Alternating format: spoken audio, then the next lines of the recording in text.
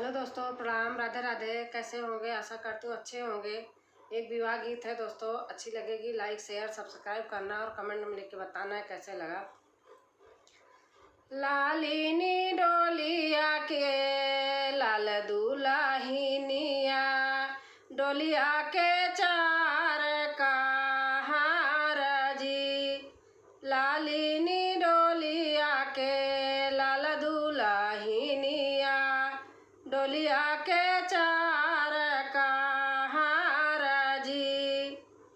मैं तो सी पूछे लाली दुल्हनिया, कौन है न पापा तो हार जी। मैं तो सी पूछे लाली दुल्हनिया, कौन है न पापा तो हार जी। बीच मड़ाउना दे कन्यादाना, उहैया है न पापा हमार जी।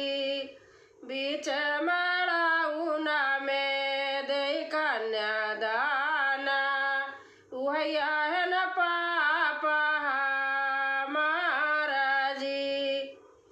लालिनी डोलिया के लाल दुल्हनिया, डोलिया के चार कहार जी। लालिनी डोलिया के लाल दुल्हनिया, डोलिया के चार कहार जी। मैं तो सी पूछाऊँ लाली दुल्हनिया, कौन है चाचा तो हार जी।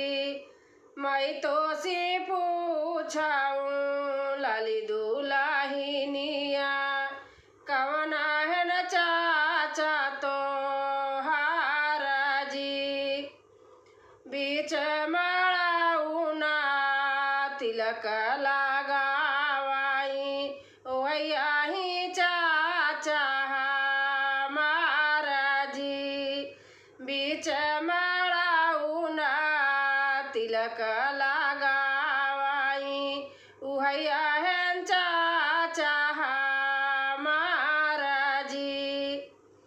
लालिनी डोलिया के लाल दुल्हनिया, डोलिया के चार कहार जी।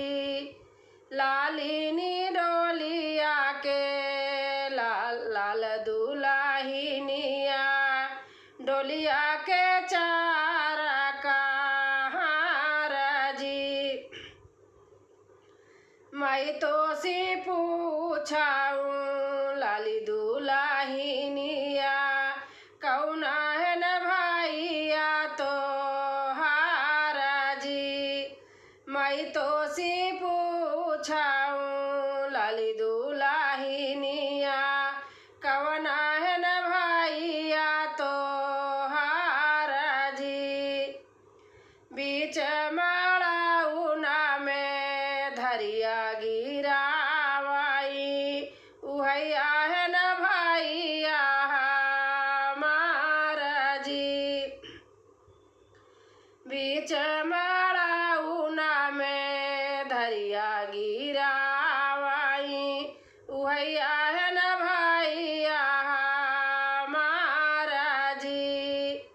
लालिनी डोलिया के लाल दुल्हनिया, डोलिया के चार कहार जी।